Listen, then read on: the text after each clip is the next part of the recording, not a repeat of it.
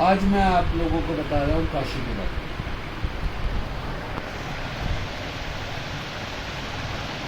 काशी के अंदर बहुत सारी बातें आती हैं। काशी के बारे में लोग जानते नहीं हैं, समझते नहीं हैं काशी है क्या।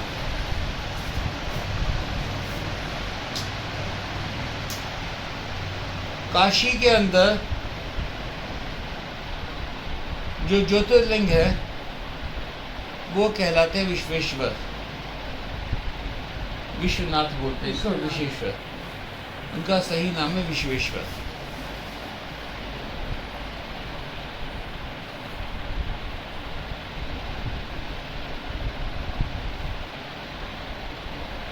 ब्रह्मा और विष्णु की परीक्षा ली भगवान शिव ने। ब्रह्मा चार मुखी नहीं थे, पंचमुखी थे।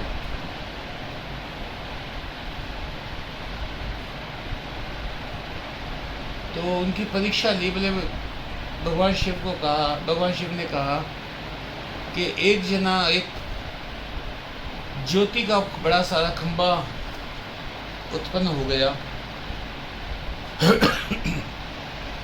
ब्रह्मा को कहा कि आप इसका आदि ढूंढिए, और विष्णु को कहा आप इसका अंत ढूंढिए।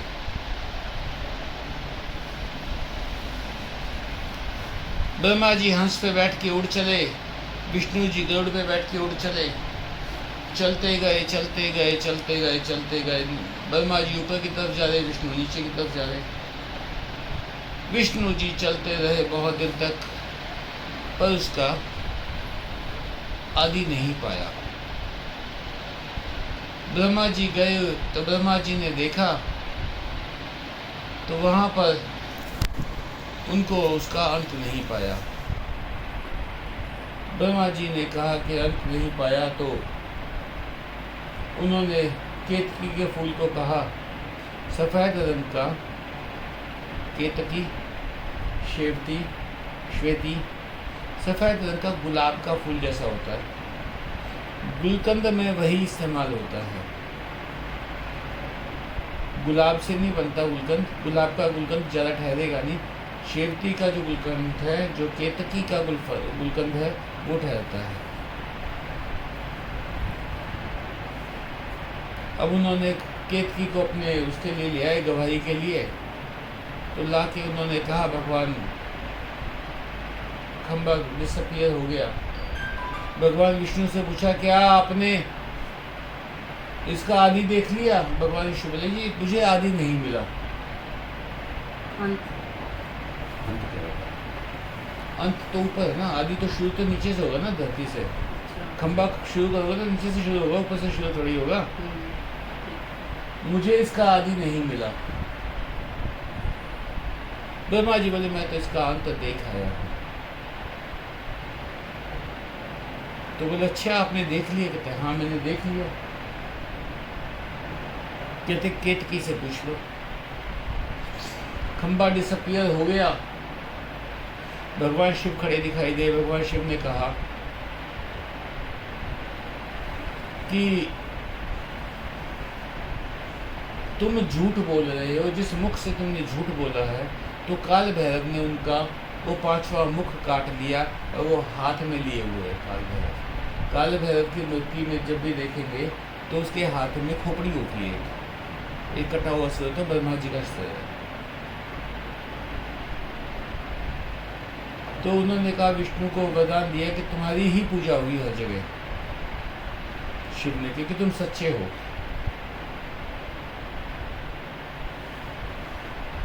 भगवान विष्णु ने कहा, कहते मैं तुमसे बहुत प्रसन्न हूं। भगवान विष्णु ने कहा अगर आप प्रसन्न हैं तो ये जो ज्योति का स्तंभ है इसे पृथ्वी पर छोड़ जाइए, ताकि लोग इसके दर्शन कर अपने आप को मुक्त कर सकें। तो भगवान शंकर ने ज्योतिर्लिंग के 12 महीने के हिसाब से 12 भाग कर दिए। 12 जगह वो जो ज्योति स्तंभ था उसके ज्योतिपिंड, ज्योतिर्लिंग बन गए, जो 12 जगह स्थापित हुए। अब जो मिडल पार्ट था वो स्थापित हुआ विश्वेश्वर महादेव, विश्वनाथ जी। हम लोग, आप बनारस जाएंगे, आप कितने मंदिर देख के आएंगे? काशी विश्वनाथ, अन्नपूर्णा देवी, काल भैरव, हो गया काशी विश्वनाथ? नहीं हुआ। उसमें भगवान शिव के 3 मंदिर हैं, अविमुक्तेश्वर, विश्वेश्वर और तीसरे हैं मैं याद नहीं आएगा मुझे। 3 मंदिरों के गुंबद अगर आप देखते हैं पुराने वक्त में, तो आपको ऐसा लगता त्रिशूल बना हुआ है। तो इसलिए कहते हैं काशी भगवान शिव के त्रिशूल पे बसी हुई है।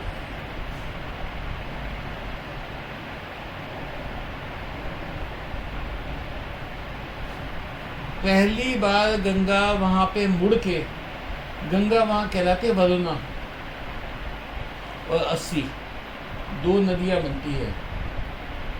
जो बड़े वाली नदी है वो तो कहलाती है 80, जो 80 घाट पे जाती है। वहां गंगा पहली बार नॉर्थ की तरफ बहती है। कोई नदी साउथ से नॉर्थ की तरफ नहीं बहती, वहां गंगा बहती है। कहते हैं गंगा मुड़ के आ गई थी भगवान शिव के दर्शन करने के लिए। शहर के अंत में बौद्ध स्तूप है या क्या है, उसके पास वो छोटी सी नदी आके मिलती है, वरुणा। वरुणा और 80 2 नदियां मिलती है तो कहते हैं वाराणसी। जब ये नगरी, काशी और बनारस एक ही है? काशी, बनारस, वाराणसी एक ही है। प्रभाव तो उल्टा जाता दिखाई नहीं देता जी, ऐसे 80 उत्तर की तरफ होती है। उत्तर की तरफ है जी, आप देखिए ना, अगर वो नदी का फ्लो उत्तर की तरफ है जी। दिक्कत नहीं, ऐसा पता नहीं लगता, 80 बार देखा है मैंने। मानते ऐसा, मुझे तो ऐसा ही बताया गया। मैं तो देखो जी, मैं तो कहीं और ही खो गया था वो बनारस जाके। मेरे को तो पता ही कुछ और ही हो जाता है जी, कहीं पहुंच जाता हूँ ना, कुछ और ही दिख जाता है, तो उनके पीछे पीछे हो जाता हूँ। कहाँ बता दो। तो जब इस नगर को बसाया गया तो जो काम करने वाले थे, तो उनके खाने पीने के लिए एक रसोई खोली। उसमें एक महिला खाना बना रही थी, वो कहलाई अन्नपूर्णा देवी। वो माँ पार्वती का एक अवतार माना जाता है। तो सुना कि उनके हाथ का खाना बहुत स्वाद होता है। भगवान शिव पहुंच गए मांगने के लिए। अन्नपूर्णा बोली, कहते ऐसे थोड़ी दे दूंगी खाना, ऐसे लो खाना।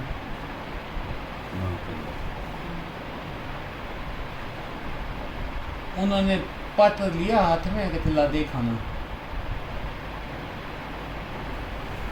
और वही मूर्ति आप देखने को मिलेगी आपको कि माँ अन्नपूर्णा बैठी हुई है, हाथ में कलछी ली हुई है, कड़छी है उनके हाथ में, और भगवान शिव पात्र लेके खड़े हैं मांगने के लिए।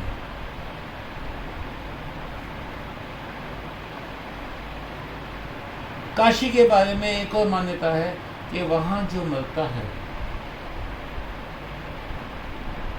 भगवान शिव उसके कान में तारक मंत्र को खुद फूकते हैं।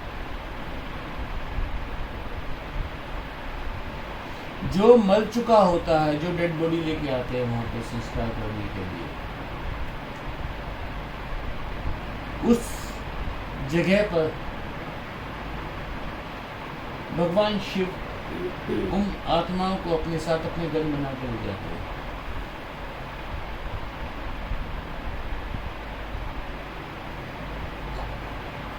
काशी के अंदर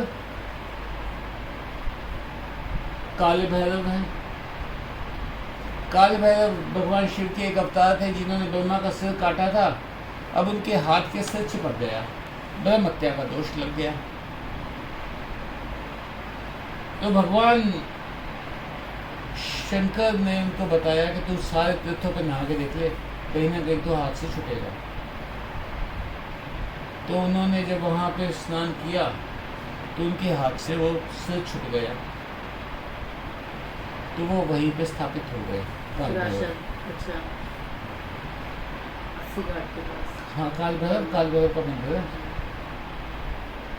एक वहाँ है मणिकर्णिका घाट, मणिकर्णिका, कान की मणि। कहते हैं भगवान शंकर माँ पार्वती घूम रहे थे, उनकी कान का झुमका वहाँ गिर गया, तो वहाँ के पंडितों ने उसको छिपा लिया। तो भगवान जब ढूंढ रहे थे, झुमका बरेली के बाजार में नहीं, काशी के घाट पे गिरा था, तो उन्होंने वो झुमका उठाया, वो उन्होंने देखा कि पंडितों के पास है, तो श्राप दिया कि तुम सब चंडाल हो जाओ। जब वो रोए पीटे तो कहा कि तुम्हें बहुत लोगों को मुक्ति देने का अवसर मिलेगा, इसीलिए जो चंडाल होते हैं वो महाब्राह्मण कहलाते हैं।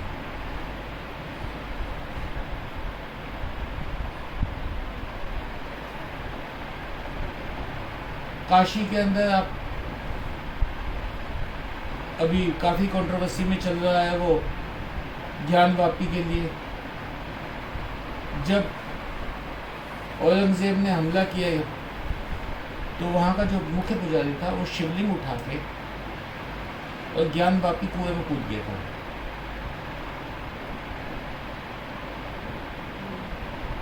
मंदिर के अंदर वो ज्ञान वापी कुआं आज भी है।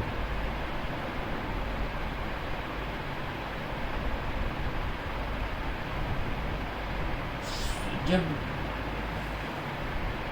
औरंगजेब ने तोड़ के वहाँ मस्जिद बना दी तो 1780 में ये मंदिर बनाया गया था, जो भी एक प्रेजेंट मंदिर है। ये मंदिर बनाया गया था अहिल्याबाई होलकर द्वारा, जो इंदौर की महारानी थी, उन्होंने बनवाया था ये मंदिर। जमीन मुसलमानों से खरीदी और यहाँ ये मंदिर बनवाया। मंदिर के अंदर एक काशी विश्वनाथ का ही मंदिर नहीं, अंदर कई सारे मंदिर बने हुए हैं। अब तो अभी वो सुन रहे हैं कि वो हटा दिए गए सारे मंदिर वहाँ से, ताकि वो खुला एरिया कर सके। इसके ऊपर जो सोना चढ़ा हुआ है, इसमें 3 गुंबद है, 3 गुंबद में से 2 पे सोना चढ़ा हुआ है।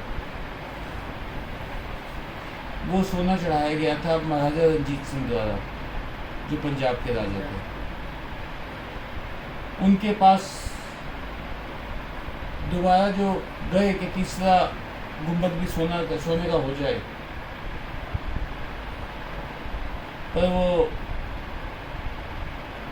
उस वक्त शायद राजा रंजीत सिंह मिले नहीं उन्हें, और वो सोना वो आज तक अधूरा ही पड़ा हुआ है।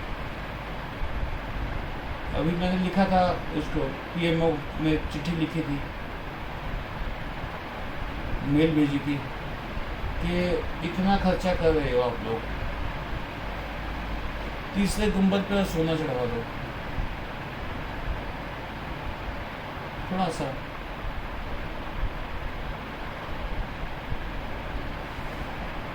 तो बोले कि जी हमारी सेक्युलर सरकार है, सरकार ऐसा कुछ नहीं कर सकती। मैंने योगी जी के पास चिट्ठी लिख दी, मैं बेटू तो करवा सके काम, उनके भी मेल का वेट कर रहा हूँ मैं।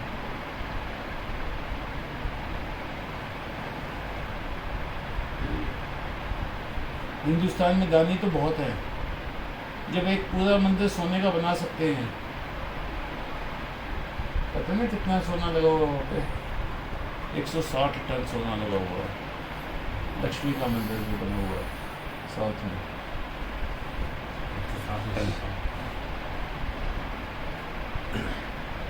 सोने के खंभे हैं, सोने की दीवारें हैं, सोने की छत है। विश्वनाथ मंदिर भी पद्मनाभ में तो भैया जो वो था ना खजाना था, वो मंदिर का खजाना नहीं था, वो राजाओं का खजाना है, बड़ियार राजाओं का खजाना है। वो तो खुला ही नहीं है नीचे से। वो ऐसा है भैया, ये ना सब जो ये न्यूज़ चैनल वाले हैं, उनको 24 घंटे न्यूज़ चलानी होती है, उन्होंने कहानी बना रखी है। वो मुद्दा उठाने वाली बात है सारी इसमें भी ऐसे ही है ये काशी विश्वनाथ मंदिर में उसके नीचे जो है कोई तहखाना वो खोलते ही नहीं है, ताजमहल में नहीं खोलते तहखाने के अंदर। भैया सारी चीज खोल लो, जो तुम्हारे पास है। तुम्हें गिराना है ताजमहल, गिरा दो, कोई टेंशन नहीं है। पर हिंदुस्तान की जो पहचान है, क्या आपको लगता था कि इतने मुसलमान कारीगर होंगे कि जो पूरा ताजमहल बना देते?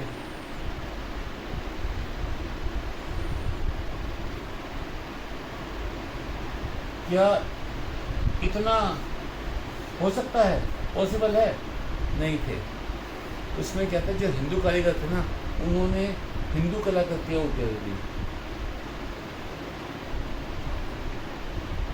ताजमहल आबनूस के ऊपर रखा हुआ है, इबोनी। इबोनी एक काले रंग की लकड़ी होती है, बहुत मजबूत होती है, उसकी नींव के ऊपर रखा हुआ है। नींव के अंदर वो लगा रखे हैं इबोनी के लट्ठे। वो इबोनी इससे गीली होती रहती है जमुना के पानी से। तो ताजमहल जब अर्थक्वेक आए तो वो लकड़ी के ऊपर शिफ्ट होकर साबुत बचा रह जाए। और ठंडा भी रहता है। जब हमारी बहन मायावती ने जमुना को वहाँ से मोड़ा था तो यही तो कलेश हुआ था कि उसमें थ्रेडें आनी शुरू हो गई थी ताजमहल में, क्योंकि वो लकड़ी सूखनी शुरू हो गई तो फटना शुरू हो गया ताजमहल।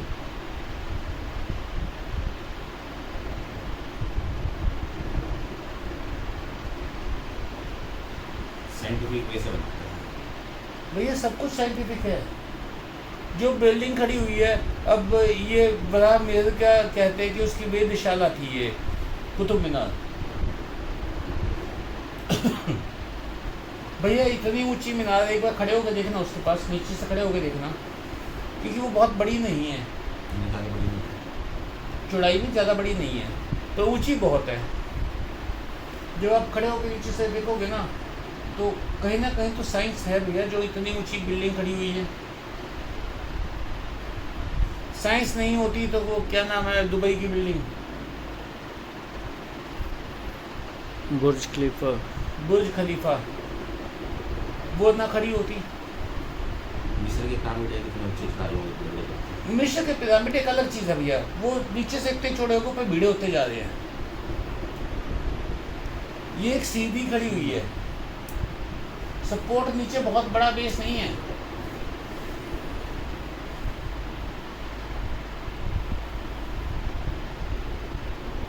साइंस तो हर जगह है, साइंस है भवन निर्माण, इसीलिए वास्तुशास्त्र बनाया गया।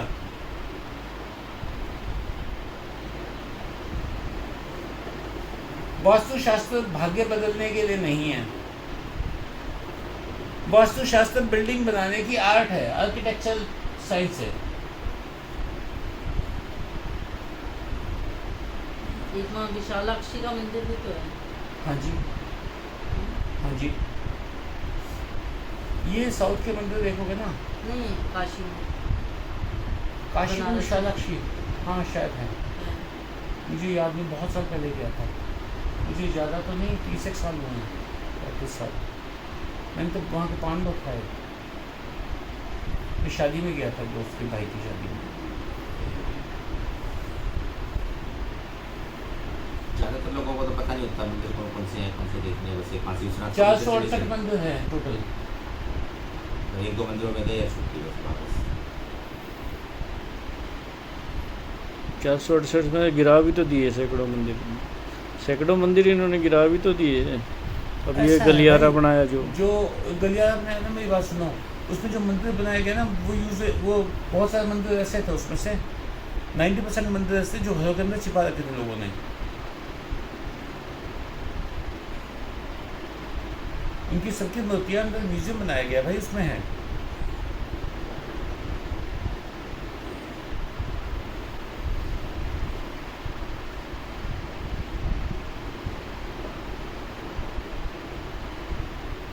कहते हैं मणिकर्णिका घाट पे जब कोई शव नहीं पहुंचता, दिन रात वहाँ पर चिताएं जलती रहती हैं।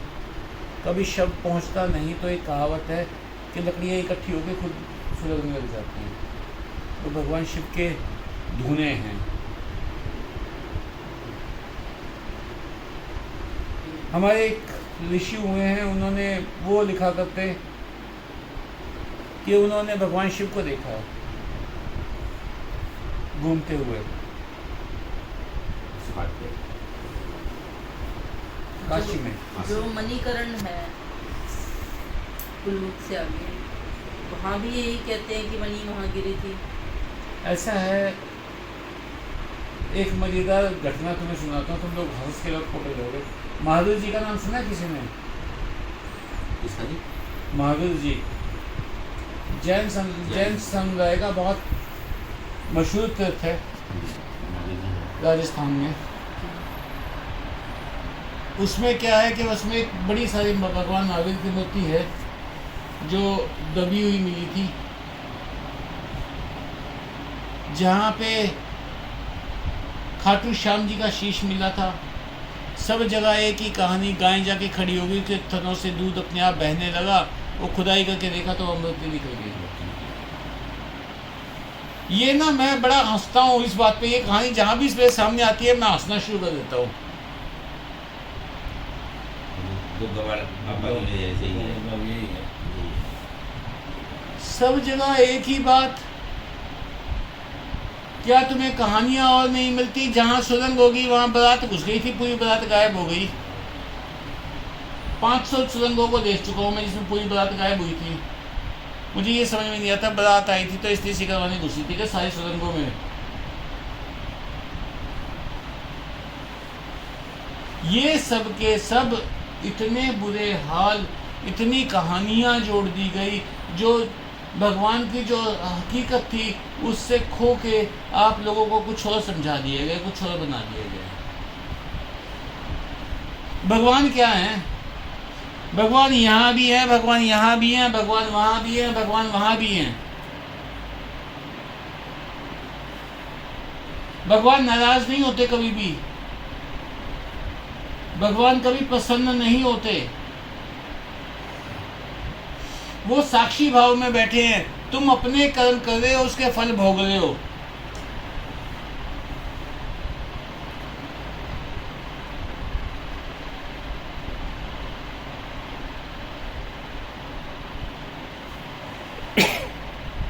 भगवान के हाथ में, भगवान ने अपने हाथ में कुछ रखा ही नहीं। बोले तुम खुद करो, खुद कमाओ, खुद खाओ।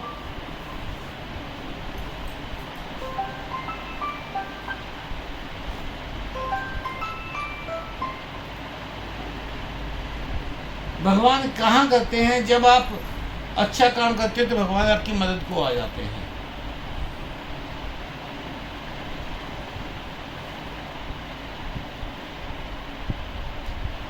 मेरी बात समझिए, एक मोहल्ले के अंदर एक व्यक्ति अन्न क्षेत्र चला रहा है, सदाव्रत चला रहा है, खाना फ्री में बांट रहा है लोगों में। एक दिन उसकी अनाज की गाड़ी आ गई। कोई बंदे थे नहीं, उसने मोहल्ले वालों को कहा भाइयों एक बार आ जाओ, हाथ लगा दो। सब लोग आ गए, हाथ लगा के अनाज उतरवा दिया। अच्छे काम में भगवान सहारा देंगे तुम्हें। हम जाएंगे भगवान के पास, ये दे दे, वो दे दे, भगवान सुनता नहीं है मेरी। अरे तुम मांग क्या रहे हो? उसके पास तो है ही नहीं। कल मैंने एक भजन भेजा था आप लोगों के पास,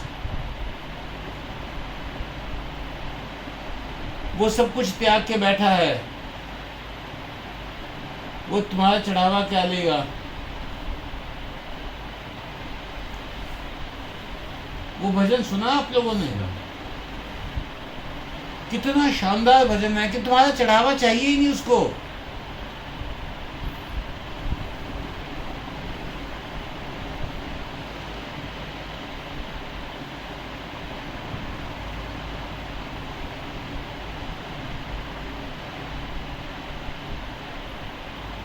तुम लोग भगवान को समझ ही नहीं पाए अब तक।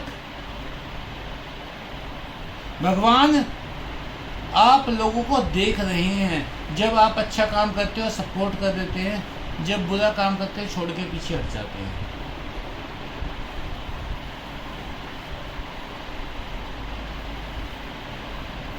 भगवान किसी पूजा से खुश नहीं होते। पूजा करते हुए जो आप उनका ध्यान करते हैं उस वक्त भगवान मुड़ के जरूर देख लेते हैं। जब कोई भगवान का नाम बड़ी श्रद्धा से, बड़े भाव से बुलाता है तो भगवान एक बार मुड़ के देख लेते हैं।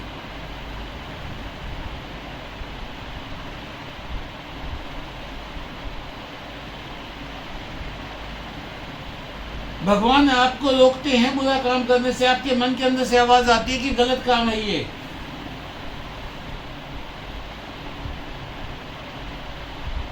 बताओ कब गलत काम किया आपने, आवाज नहीं आई, पर आपने दबा दिया क्योंकि आपका अपना लोभ, अपना कोई लालच, अपनी कोई और मंशा थी, इसलिए आपने उस आवाज को दबा दिया।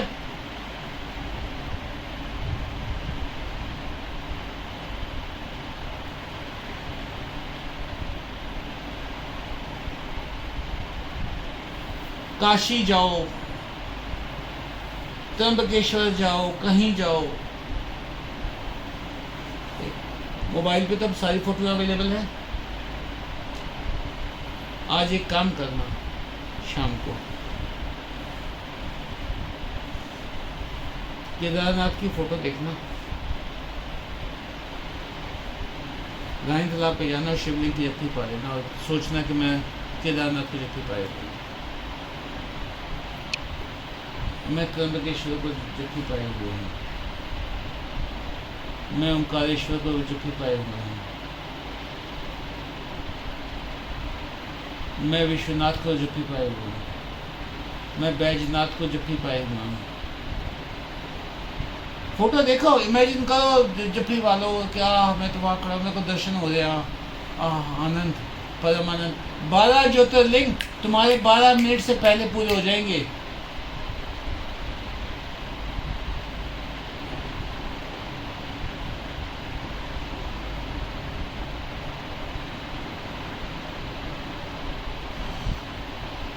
क्या करोगे आप? ध्यान में लाओगे ना फोटो, ध्यान हो गया, भगवान ने सुन लिया आपकी बात।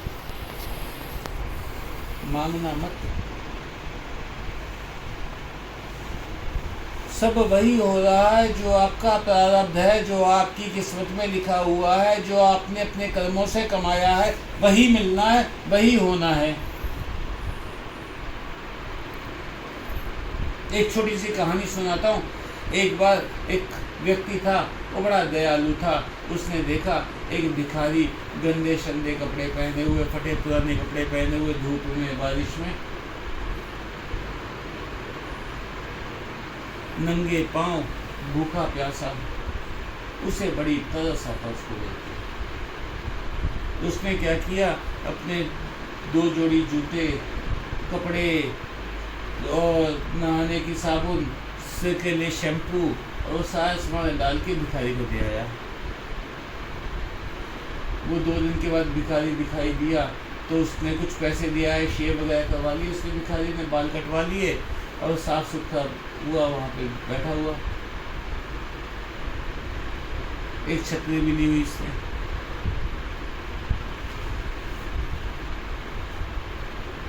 आदमी बड़ा खुश हुआ, बड़ा नेक काम किया, बड़ा संतुष्ट। 15 दिन के बाद वो गया तो भिखारी अपने वही पुराने हालात में, उसने सारा सामान एक थैले में डाल रखा। कहते बाबूजी ये सामान भेजो अपना। कहते भाई ये क्या, तुमने क्या किया ये? कहता जी जब से मैं साफ सुथरा बन के बैठा था, भीख मिलनी बंद हो गई।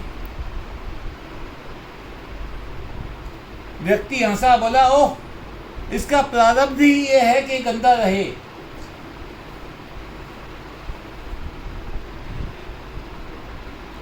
आप अपने प्रारब्ध के हिसाब से हो, आपका कोई कुछ नहीं।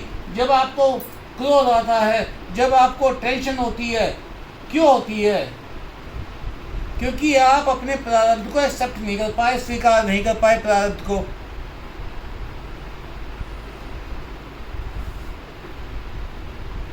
कर्म किए जा, फल की इच्छा मत कर। हम कर्म करते नहीं, फल की इच्छा रखे बैठे हैं।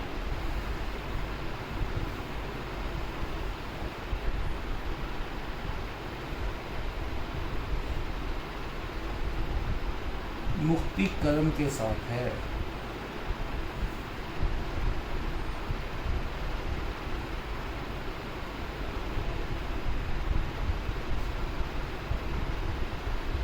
सुदामा की कहानी क्या कहती है तुम्हें?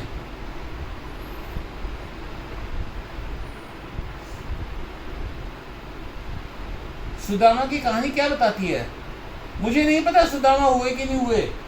मुझे ये पता है सुदामा बचपन में भगवान कृष्ण के साथ रहता था, भगवान का सानिध्य उसे प्राप्त था, कोई कष्ट नहीं था।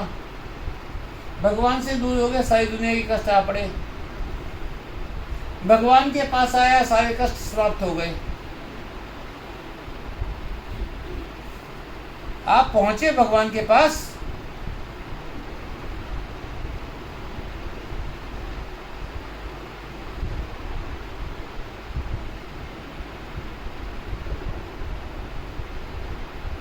भगवान से दूर होने में ही दुखी दुखी। भगवान से दूर हो इसलिए दुखी हो। सारे दुख इसी वजह से क्योंकि आप भगवान से दूर हो।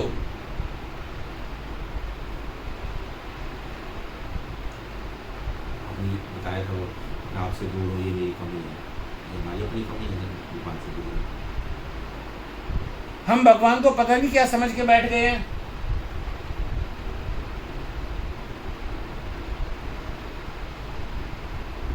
खाटू श्याम जी को कहते हैं लख दातार है, एक मांगो लाख देता है। क्यों देगा भाई? तूने कर्म किया होगा तो मिलेगा ना।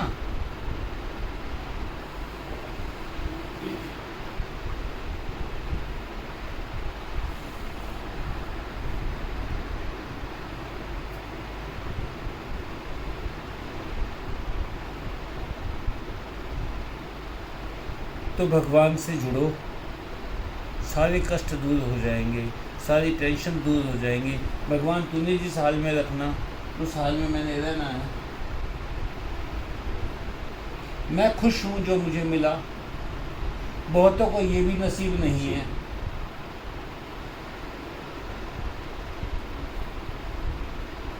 अगर आप लोग 5 लाख रुपया साल का कमा रहे हो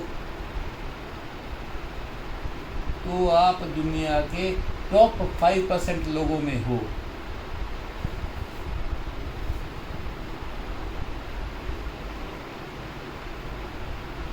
%95 ना दिखता तुम्हें, अगला 4% दिख रहा है।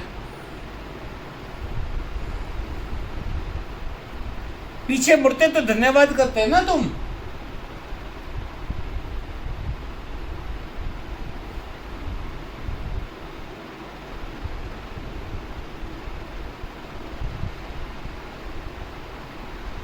सपने कितने बड़े बड़े, मेरा इतना बड़ा महल हो, मेरी इतनी लंबी लंबी गाड़ियां हो, मेरा ये हो, मेरा वो हो। जब मरोगे सब छोड़ के चले जाओगे।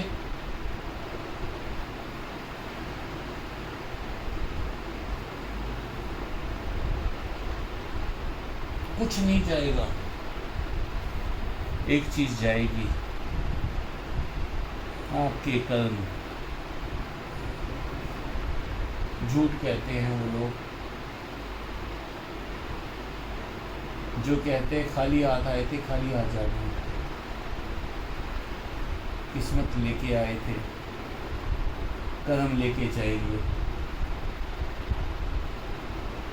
वो तो आपके पैदा होने से पहले लिखे जा चुके। जो कष्ट आप आज भोग रहे हो, जिन कष्टों से आप आज विचलित हो, जिन कष्टों से आप दुखी हो, तो आपके पैदा होने से पहले लिखे जा चुके। तो क्यों दुखी हो?